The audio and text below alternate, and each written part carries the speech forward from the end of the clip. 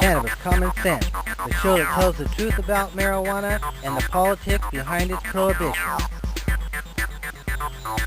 Hello and welcome to another exciting edition of Cannabis Common Sense. We have a great show for you tonight. We have a local organization, a new one called Parents for Pot, right? Mm-hmm. Yep. Got cool t-shirts, kind of like Time for Hemp. They used the digit 4 in there. There's Casper. We also have some friends of Hemp Man, Eric Loyce, who've been doing some videos, and we'll talk more about that in a minute. We have a lot of hemp news, a lot of developments. Of course, last week we had our global cannabis march, and Congressman Earl Blumenauer spoke at that. We'll be running some video on that. And standing by, over in the wings, is Mr. John Cornett. And you've got a friend with you, John. Yes, sir. Theo Goodtime, right here on the review. Howdy, Theo. How you doing? Very well. Thanks for coming on tonight. Nice to be here. And we'll be back in just a moment as we buy a few critical seconds with our infamous Dancing Cannabis Leaves. I feel the force.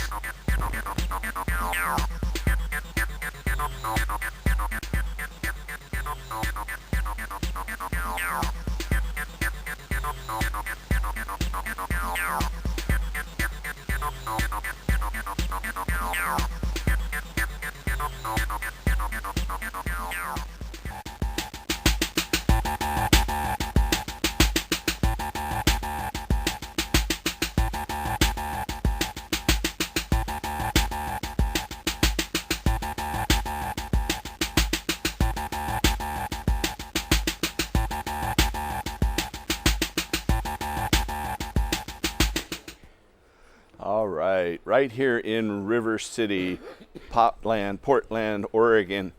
Right now, going on in the central part of River City is the 8th Annual National Clinical Conference on Cannabis Therapeutics, sponsored by the nonprofit Patients Out of Time, in conjunction with the University of California at San Francisco School of Medicine. It's started yesterday, May 8th. It's going on today, May 9th. You can catch it downtown tomorrow as well on May 10th. The conference, entitled The Endocannabinoid System and Age-Related Illness, is accredited to provide continuing education credits for healthcare providers. This Patients Out of Time clinical cannabis educational series began back in 2000.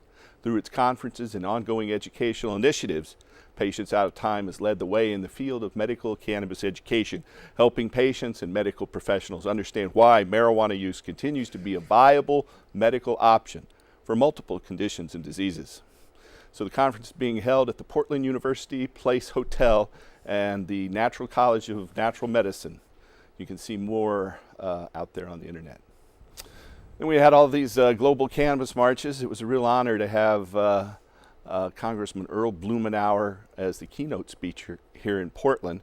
He's been leading the fight to reform marijuana laws in Washington, D.C. in the United States Congress, right there in the belly of the beast. Of course, it's controlled by Congressman Boehner, Speaker of the House, and the evil empire. And so we hope to see some enlightenment there. Earl Blumenauer is definitely giving it a try.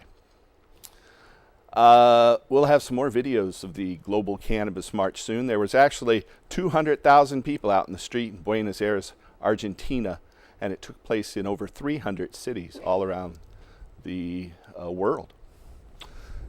Our next story, some entrepreneurs who spent months and thousands of dollars on their dream of opening a retail cannabis shop in Washington State are very disappointed that they didn't get a license in Washington State's marijuana lottery. Some of them are so disappointed, in fact, that they plan to sue.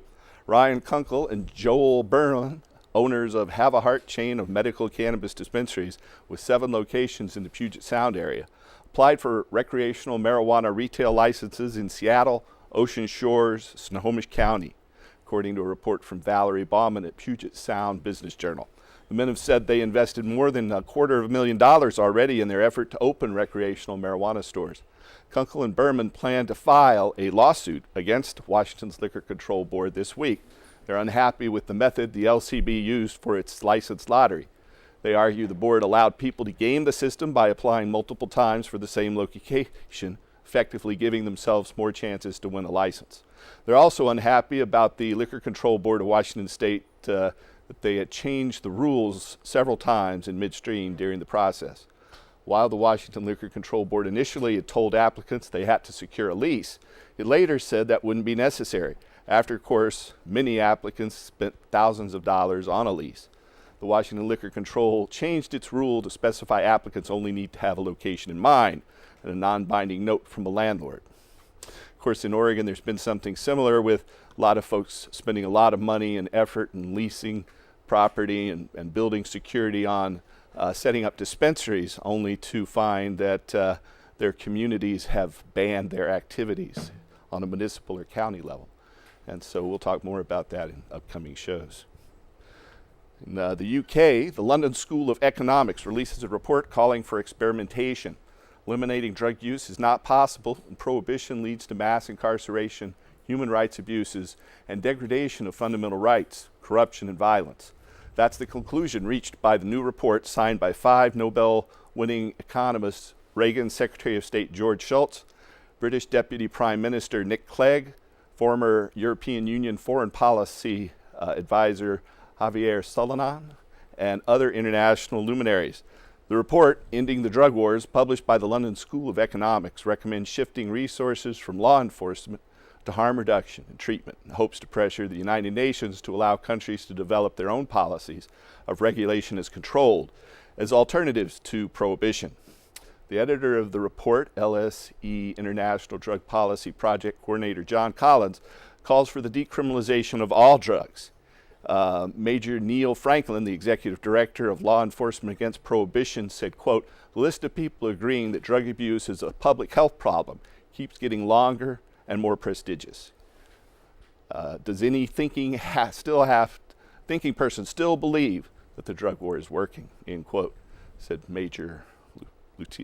Police Lieutenant Major Neil Franklin. Our next story tonight is about Uruguay. Uruguay on Friday released its long-anticipated regulations accompanying the law that was signed into effect last December, which made Uruguay the first country in the world to legally regulate the production, sale, and consumption of marijuana for adults. The government will now embark on an implementation of the legal marijuana market, which is expected to be up and running by the end of 2014. Regulations for medical marijuana are expected to be released later this summer. The Uruguay marijuana regulation system will allow residents of Uruguay over the age of 18 to choose between 3 forms of access to non-medical marijuana: domestic cultivation of up to 6 plants per household, membership clubs where between 15 and 45 members can collectively grow up to 99 plants, and sales in licensed pharmacies of up to 10 grams per week. Those operating outside the regulated licit system will face penalties. Uruguay marijuana consumers will have to register with the government for one of the 3 options. The registry data will be confidential and protected. Regardless of the form of access, each individual will only be able to possess 480 grams of marijuana per year. The government's also granted a 180-day amnesty period during which individuals could register their current plants, after which it will only accept applications seeking prior permission to grow marijuana plants.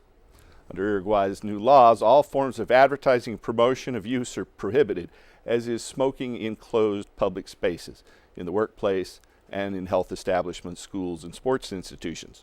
Driving under the influence of marijuana is not allowed, and the newly created Institute of Regulation and Control of Cannabis is tasked with regulating and controlling the whole system, and they'll set the THC limits and types of tests performed for driving under the influence. Consumption at or during work is also prohibited. The regulations include strong education and health components, while educational centers may ban people who are impaired from marijuana consumption from entering the premises. They are then obliged to offer support and information on marijuana use. Marijuana clubs under Uruguay's new law must also educate and inform their members about responsible marijuana consumption, and they must promote harm and risk reduction strategies. So that's the end of our Hemp News segment tonight. We're going to jump over to John Cornett. And Theo. And Theo. Theo Goodtime. Theo Goodtime. Thank you for reminding me. The green bud, talking about a green bud, made me wanna sing, bud, talking about a green bud. Now when I'm feeling bad or when I'm feeling sad, I want a green bud. to start my day. I know it gets me on my way. That's a green bud.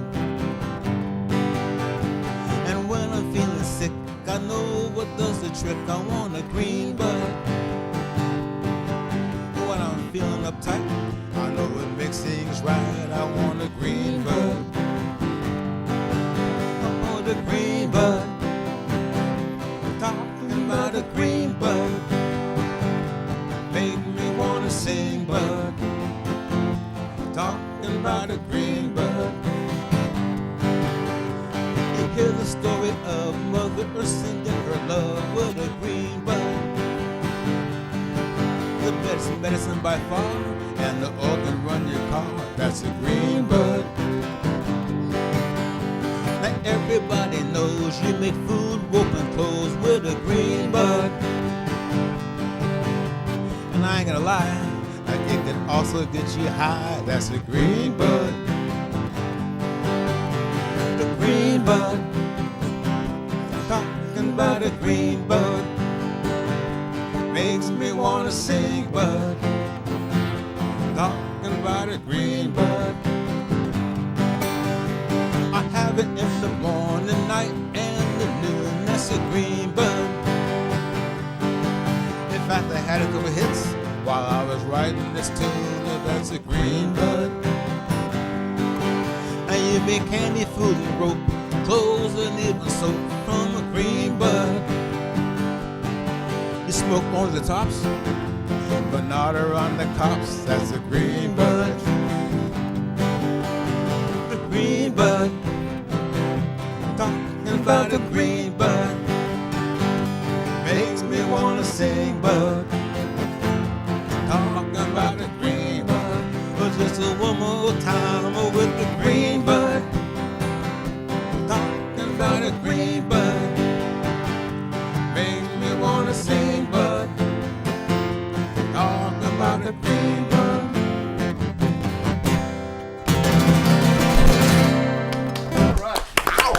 Theo, good time. Thank you much. Thank you. Wow.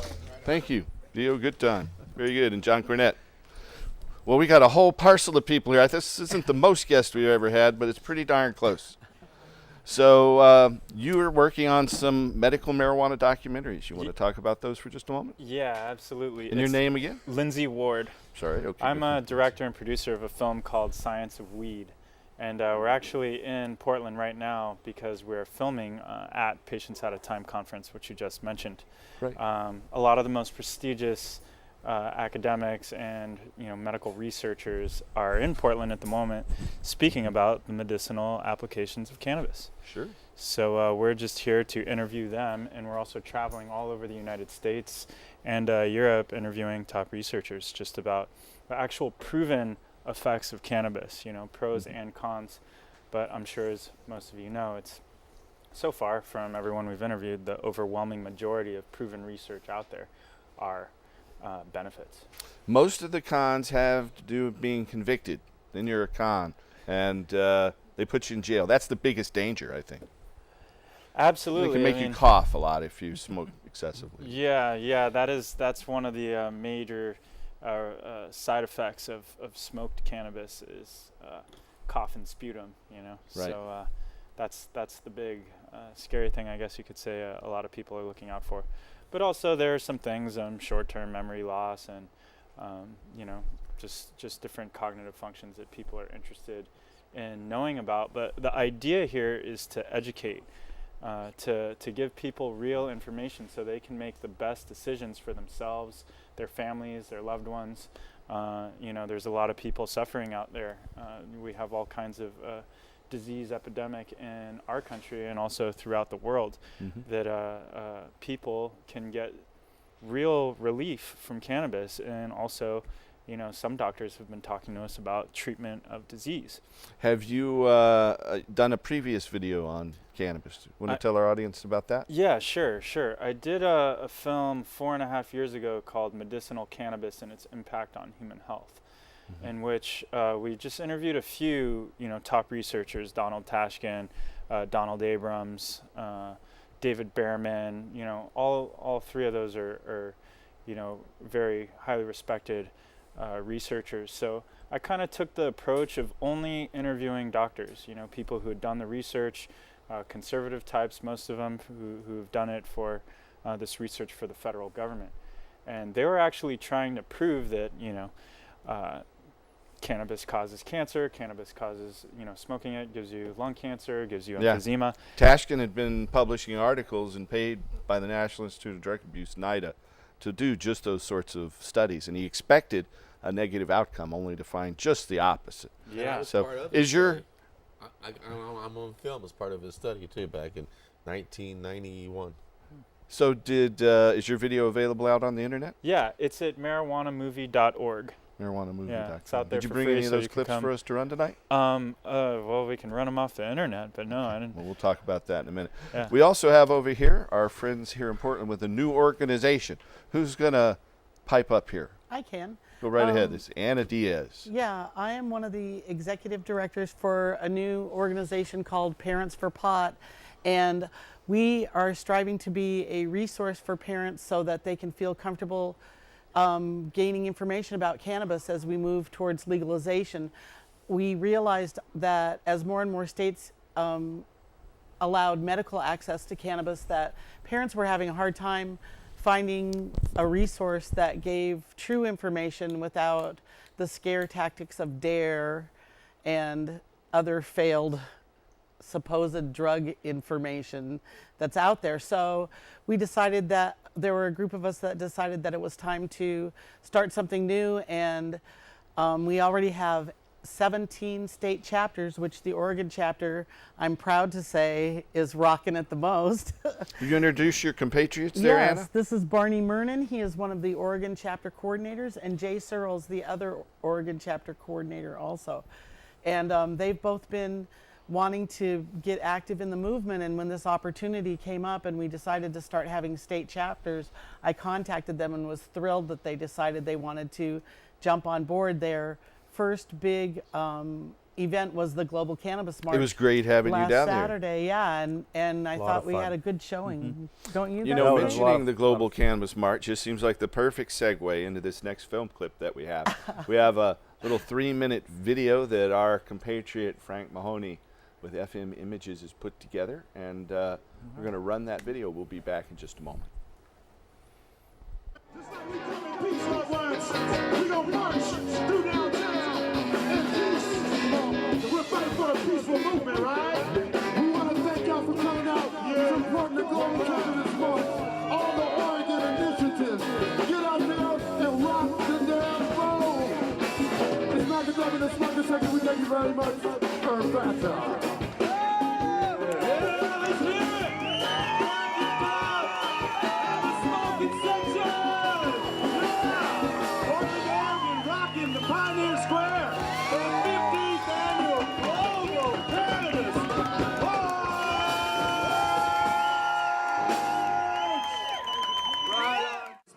Stanford has been a leader in this community since the 80s.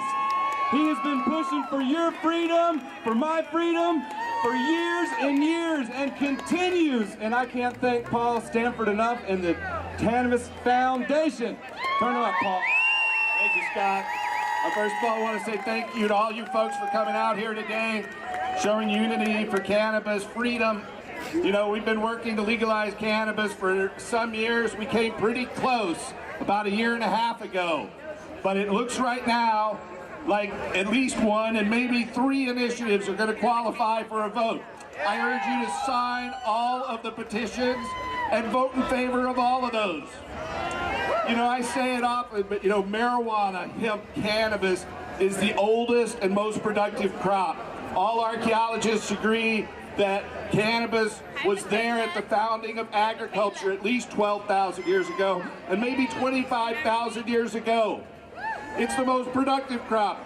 Produces more fuel from its seed oil and its biomass and ethanol, more fiber from its stems for canvas, rope, lace, linen, paper, and building materials, and more food from its seeds, the best protein known to man.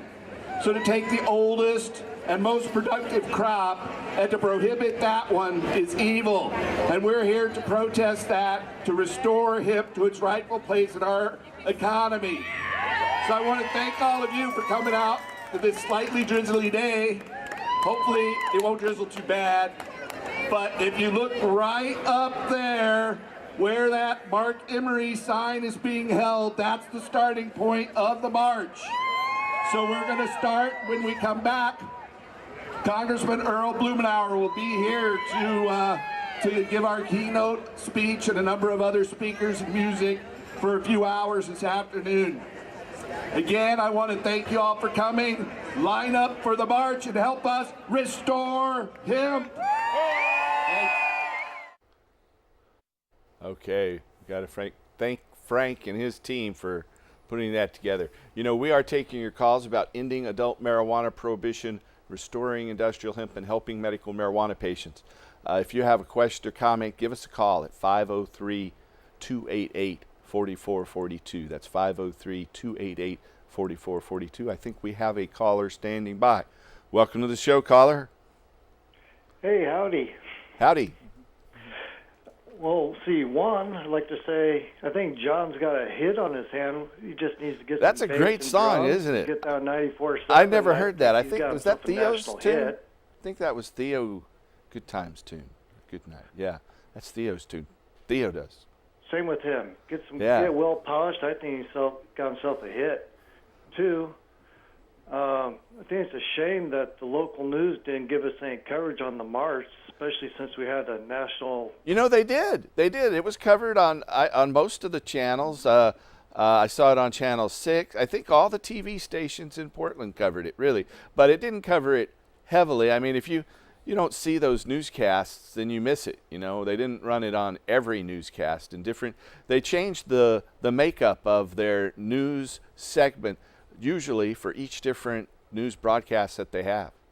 But we have a couple of them. A nice one from Channel 6. I know KGW did one there, and KPTV also came out and covered it. Oh, well. And it was in the Oregonian. It had a pretty good write-up about Earl Blumenauer's speech there. Oh, well, I feel Did you guys all see those? Yes. I saw Oregon Live.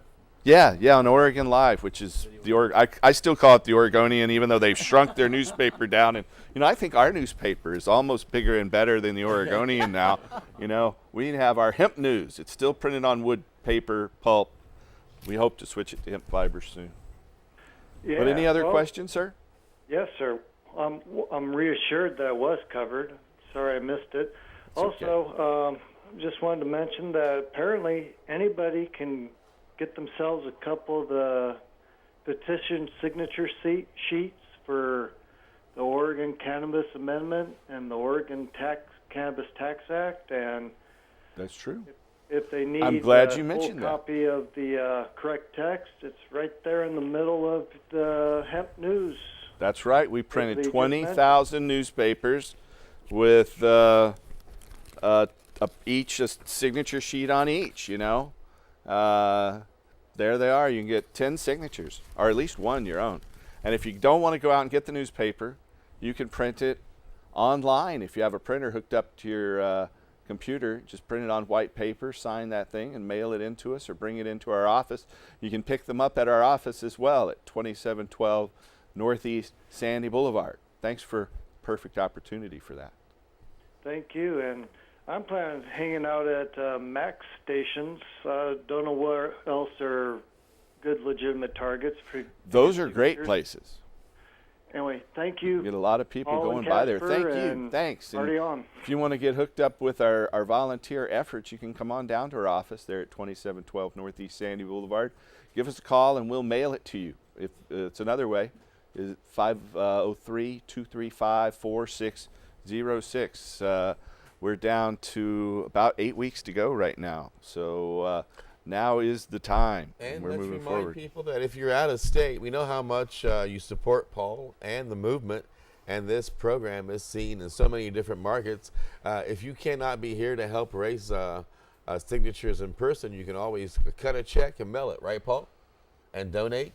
That is always a good thing. We've got more and more folks donating on a monthly basis every day. We've actually up over 7,000 donors in the past year, most of them here in the Portland area, but there was one in from Alberta this morning, so our donor base continues to grow and swell.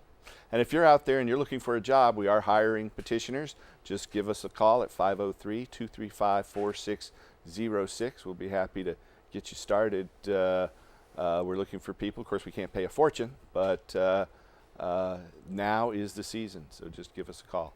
Again, if you have a question about ending adult marijuana prohibition, restoring industrial hemp, or helping medical marijuana patients, give us a call at 503-288-4442. We have a film clip from Earl Blumenauer's speech at the Global Marijuana March last week, and I think we're ready to run that. This guy is well researched. It's really good. It's really great. good. I Here's love him. Earl Blumenauer. Thank you, Congressman Blumenauer. Well, I'm proud to say that our representative of the United States Congress has stood up for our rights and represented cannabis truthfully in the face of the drug war machine. So I want to thank Congressman Earl Blumenauer for coming out here today. It's my great pleasure to introduce him. Welcome, Congressman Earl Blumenauer.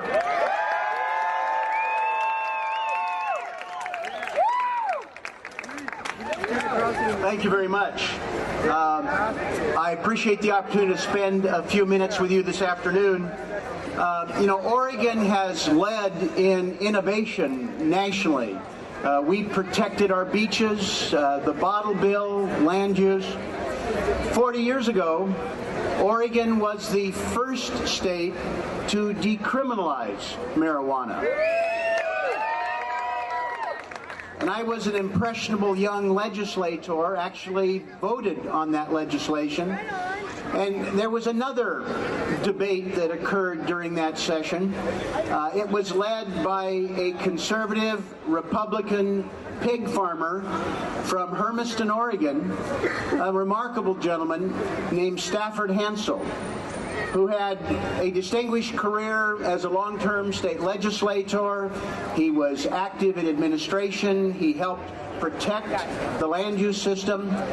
But Stafford gave what I think was one of the most compelling speeches I've ever heard in my life. Here was a conservative Republican, didn't smoke, drink, swear, who got up and led the state legislature through a tutorial. He pointed out a package of cigarettes that killed 400,000 people a year that was legal. He had a bottle of Jack Daniels. I think it may have been the only time he'd ever held a bottle of liquor. And he pointed out that for some people, alcohol was toxic. And it contributed to the deaths of tens of thousands of people on a highway each year. And then he had a baggie with a marijuana cigarette. And he pointed out that people didn't die from it, that it wasn't as addictive, it wasn't as destructive, and that it was illegal. And he proceeded to defend a bill we had on the floor of the House that would have authorized 2 plants for personal consumption. I'm told by knowledgeable people at the Capitol at that time, if the 19 of us who voted for it had been joined by the people who voted no but smoked dope, then it probably would have passed, and Oregon would have been the first state to legalize adult use. At the same time, Oregon was having this discussion about a more rational approach to marijuana. We were watching at the federal level a war on drugs being launched in the Nixon administration. And it had a much different approach to marijuana. The legacy of that war on drugs was classifying marijuana as a Schedule I drug.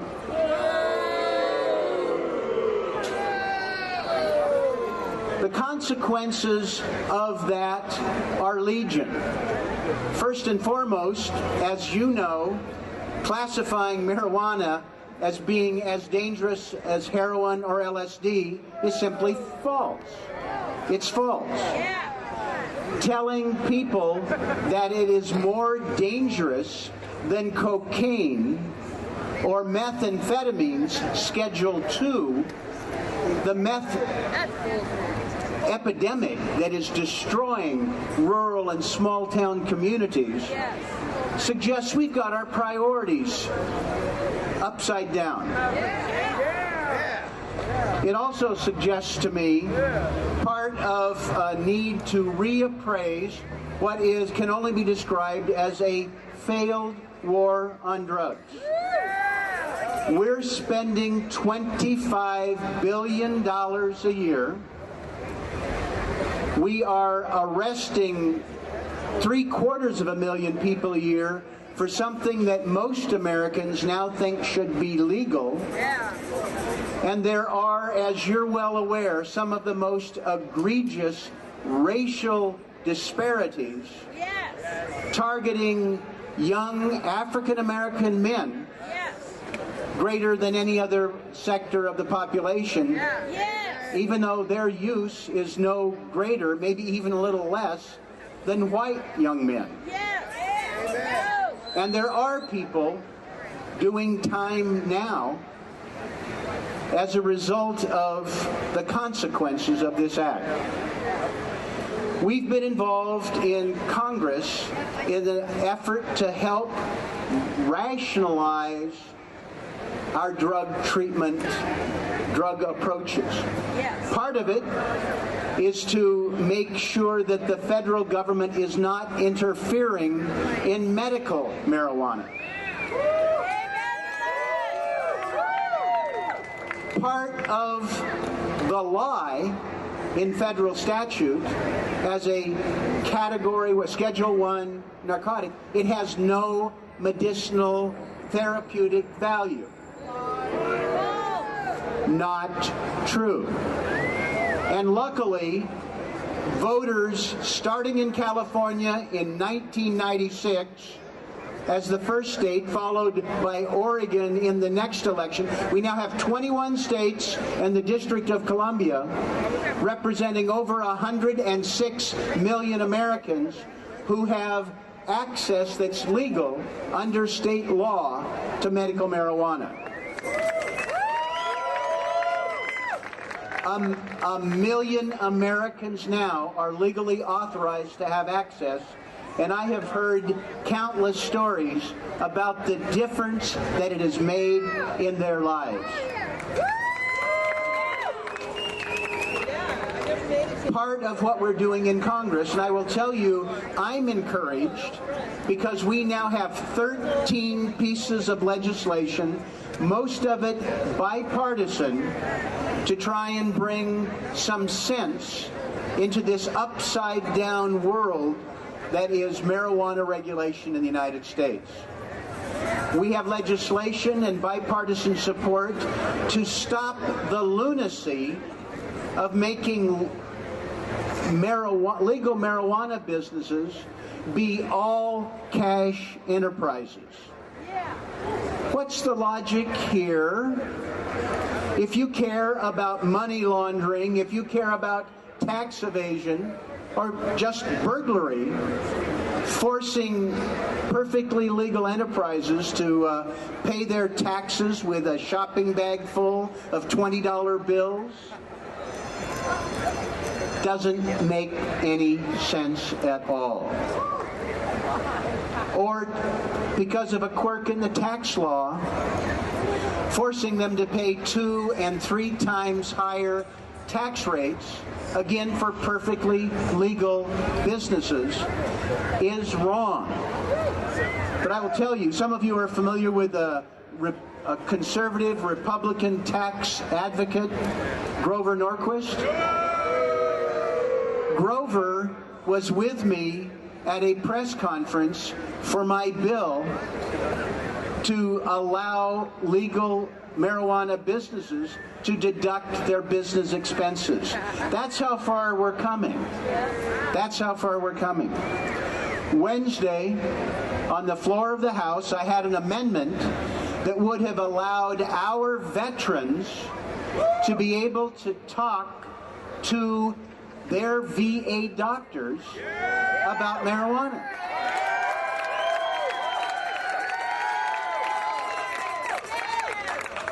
Why should our veterans be treated as second-class citizens in those states where medical marijuana is legal? Why should they not be able to talk to their primary doctor about whether it's right for them or wrong? We weren't successful, but we got 195 votes, including 24 Republicans who said, this doesn't make any sense. And I was told by one of my Republican co-sponsors of the legislation that he was convinced that there were 12 or 13 Republicans who, if they better understood it, would have voted with us. We're on the move in the United States Congress. We passed an amendment that allows research agriculture institutions to research industrial hemp, which passed with a significant yes vote. We now have a dozen states that are poised to allow industrial hemp production, and we have signals from the administration that these are part of the smaller fish that the administration's not going to fry, that we'll be able to proceed with this. And it's about time.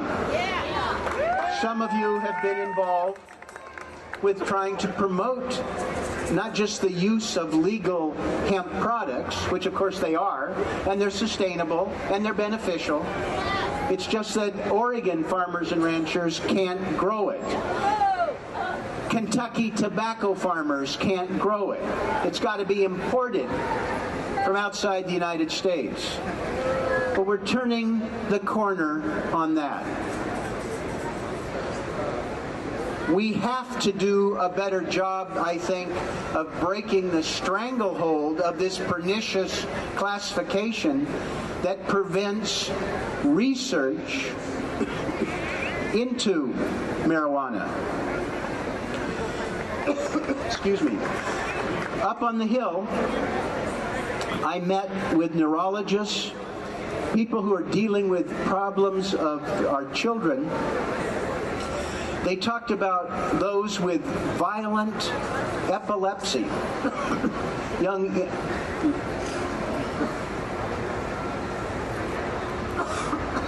Getting all choked up here.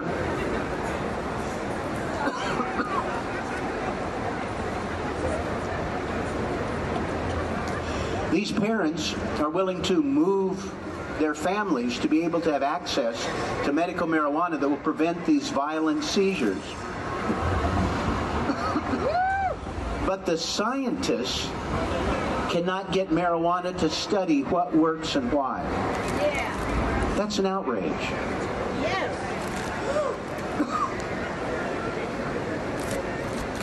Let me cut to the chase.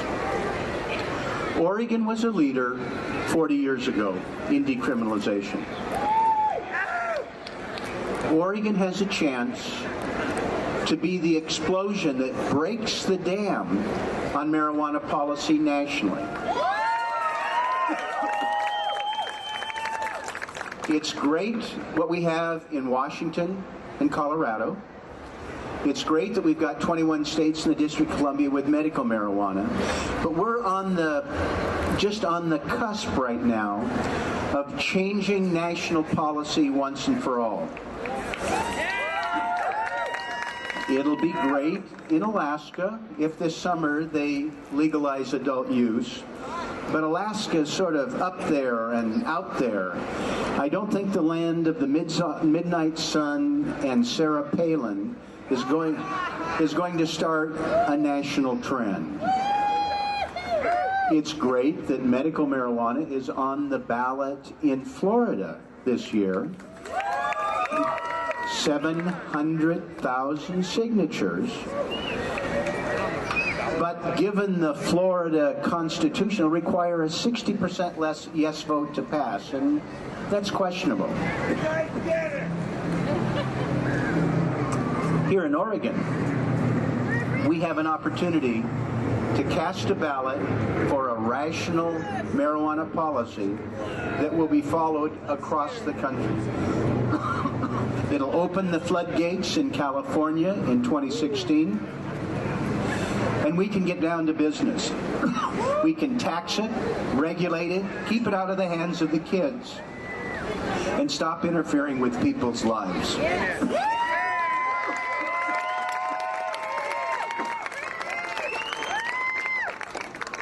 I'd ask you to study it, get involved, sign a petition, and spread the word so that we can have success this November. Oregon can do it. Thank you very much.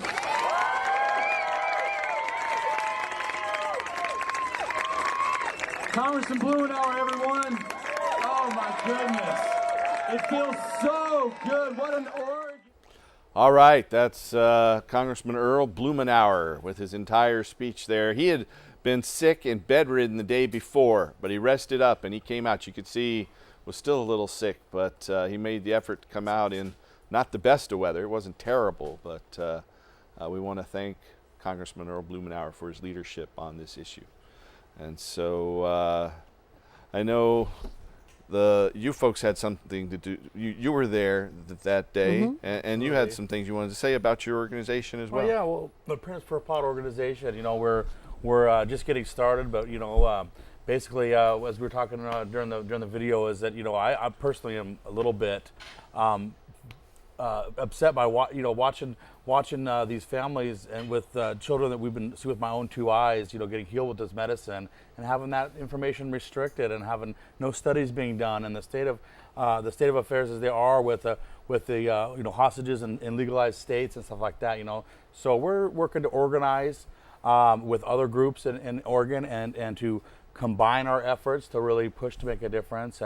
And we've got we are pretty new. We're working on some events, and basically directing our efforts to helping families with card services and information, and helping parents that want to treat medically their children, and help them, by erasing the stigma and being vocal in the community and saying, hey, look, we're a lot like, other families that don't use cannabis for their children. We're the same as you guys. We're just trying to do the best thing that we can with proven results.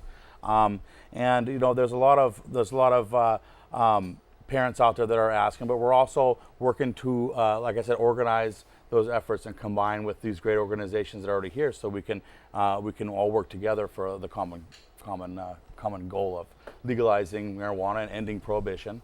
Great. And you wanted to say something, didn't you? Yeah, we actually align ourselves really well with a lot of the organizations already in the community.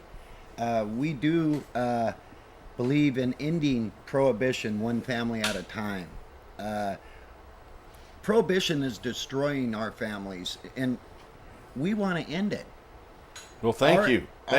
Yeah. We're trying to do that. We got a couple petitions in circulation. There's another petition out there. As I said in my little speech there, we're encouraging everyone to sign and vote for them all. I plan on signing and voting for them all. And so, did you have a question for our Parents for Pot people? Yeah, I do. So, do you guys personally have children who've been affected with diseases that marijuana has been helpful in treating? I've seen personally myself, hands-on with 3 families that I've seen personally go from, hospice, end-of-life care treatment to alive and coloring and running and playing and looking better than most kids. Brave Michaela. We did a benefit for Leah Merklin, little Leah Merklin, a 3-year-old girl who's improving her health from a very aggressive brain tumor. Astonishing all of her doctors up on the Hill, all the people around her hospice care nurses, are really opening their eyes, and her husband, the father being a police officer and the mother being very, very conservative gal that that you know, not only have we blown the minds of their doctors, but also their friends and family, and are learning, getting this message out there that, hey, you know, when it comes to children, it's the right choice. Toxic chemicals and powerful drugs are not good for a 3-year-old. Yeah. You know. Well, you know, there's a lot of science behind that, Yeah, and you've absolutely. had this video. It's the science of weed, right? Yeah, absolutely. The science of weed. So we have a little clip of that. Let's go ahead and run that, and we'll talk a little bit about it when we get right back. Enjoy. Science, from Latin scientia, meaning knowledge, is a systematic enterprise that builds and organizes knowledge in the form of testable explanations and predictions about the universe. Science refers to a body of knowledge that can be rationally explained and reliably applied. Today, top medical researchers from around the world are applying the latest scientific technologies to find cures for diseases that threaten the health of our families, friends, and ourselves.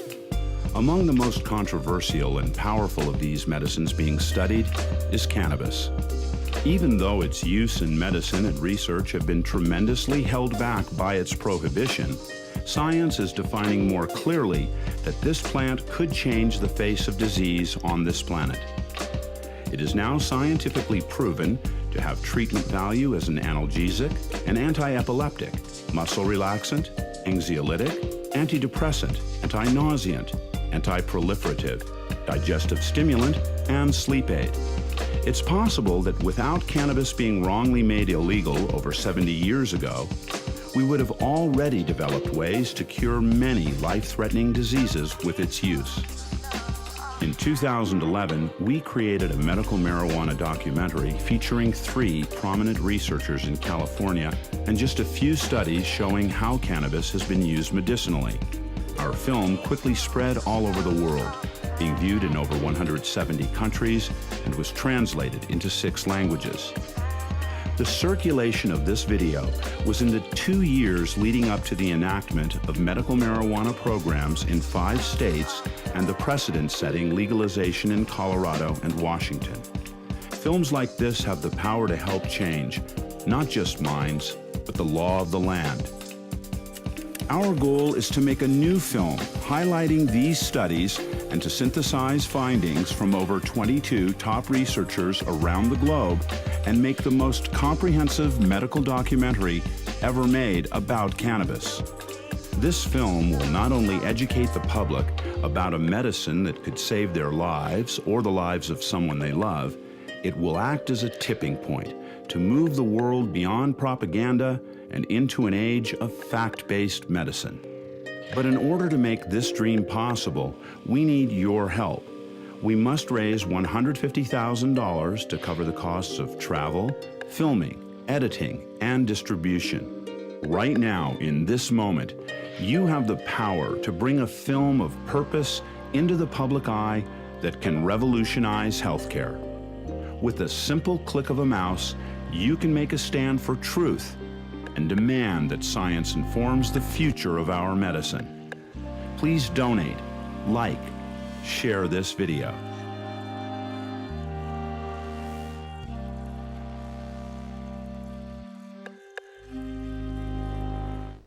Well, that's great.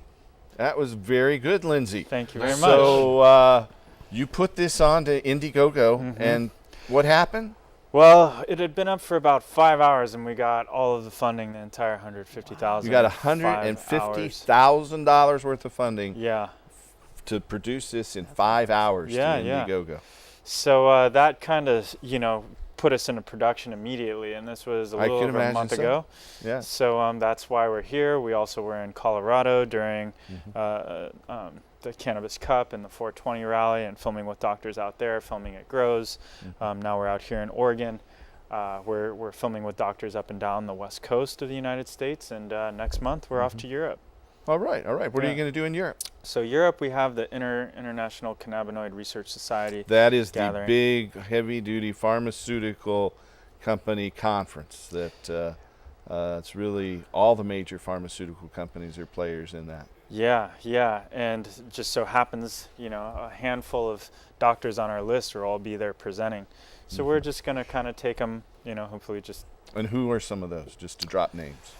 Well, Cecilia Hillard is one of the ones we really want. And tell our audience who that is. Well, she's actually the executive director of the International Cannabinoid Research Society. And yeah, she's a long time, she's a doctor, and we're just going to interview her on her expertise and things she's learned and give us all a lot more information. Well, I want to congratulate you on your work in this, and it's pretty darn impressive. Thank you very much. Thank you very much. Thanks for coming on. It's a pleasure being here in your fair city. Have you come back sometime as your project develops as well. What's the production schedule? Well, we should have the finished film in October, so that's going to be, we actually are having a theatrical release. So you'll be able to see it in the movie theater on the big screen, All right. in a city near you. So for more information, good luck on that. Just go to scienceofweed.com. Scienceofweed.com. That's a pretty good URL as well. We are down to just our last couple of minutes. So first of all, I'd like to remind you that if you want to help us make the ballot with our initiatives to end marijuana prohibition and restore industrial hemp, our constitutional amendment, Initiative 21, or I-22, you can go to our website and print that out through our portal at hemp.org. That's HEMP.org. You can go to our office at 2712 Northeast Sandy Boulevard, or you can give us a call at 503-235-4606. We'll be happy to send you our petitions. You can get our newspaper that's out there. You can pick that up in the community. Just give us a call. Casper, you want to give a little plug for your radio network? I do. TimeForHemp.com is the only global broadcasting network on iHeartRadio. Make it a point to tune in. I have learned from this week's broadcast that tomorrow in France they are having the Million Man March there in Paris due to weather. And they are also still needing help in Chile from all the big fires that they've been having there as well. Don't forget, it is Mother's Day this weekend, so make it a point to send Eric Holder a Mother's Day card, because he really is one heck of a mother. All right. And Anna, would you like to point people to your organization? Yes, you can find us at parentsforpot.org. Membership is only $10 a year. Your money goes to funding promotional and informational handouts that we're producing and helps us get to festivals near you. So watch for Parents for Pot. We'll be at Seattle Hemp Fest. We'll be at Portland Hemp Stock. We'll be you'll see us everywhere. Thank you, Anna. Thank you, Lindsay. I appreciate it. Thank you, and help us restore hemp. That's right. Right. And here's John Cornett. See you next week.